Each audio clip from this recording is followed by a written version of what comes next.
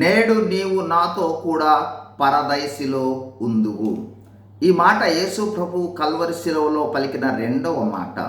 యేసు ప్రభు ఘోరముగా అవమానించబడి, కొరడాలతో కొట్టబడి, శరీరమంతా రక్తసిక్తమై శిలువపై 3 మేకుల మీద భూమికి ఆకాశానికి మధ్య వ్రేలాడుతూ తన ప్రక్కన ఉన్న, తనను అప్పటి వరకు దూషించిన, అవమానపరచిన దొంగ పశ్చాత్తాపపడి ప్రభువును వేడుకొన్నప్పుడు ప్రభువు అన్న మాటలు ఇవి.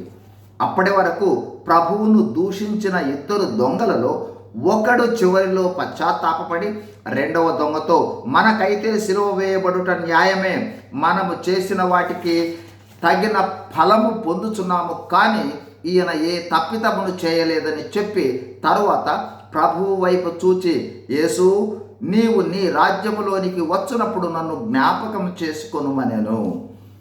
అందుకు ప్రభువు ఆ ఘోర శిలువ శిక్ష అనుభవిస్తూనే దొంగతో అంటూ ఉన్న మాటలు, నేడు నీవు నాతో కూడా పరదైసులో ఉందువని నిశ్చయముగా చెప్పుచున్నాను అని అన్నాడు. వెంటనే పరలోక ప్రవేశార్హత పొందాడు.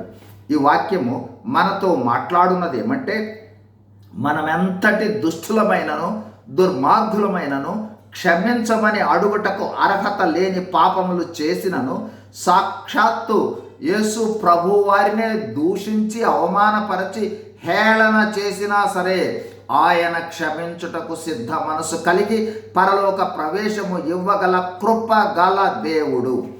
ఎవరైతే ఆ శిలువ మీద దొంగవలే యేసు ప్రభు వైపు చూస్తారో, వారి పాపములను బట్టి పశ్చాత్తాపపడి ప్రభువా నన్ను జ్ఞాపకం చేసుకోమని ప్రార్థిస్తారో, వారిని క్షమించి పరలోక ప్రవేశం దయచేస్తాడు.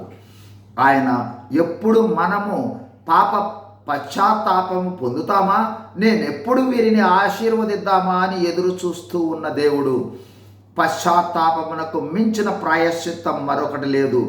కావున నేడే యేసు ప్రభు వైపు పాప పశ్చాత్తాపముతో చూచి క్షమించమని వేడుకొని పాప క్షమాపణ పొంది పరలోక భాగ్యాన్ని సంపాదించుకుందాం. మరియు మన భవిష్యత్ జీవితంలో మనం వెళ్ళు ప్రతి పరిస్థితి నుండి కాపాడబడి దేవుని భద్రత సమృద్ధిలో కొనసాగుదాం. God bless you. Thank you.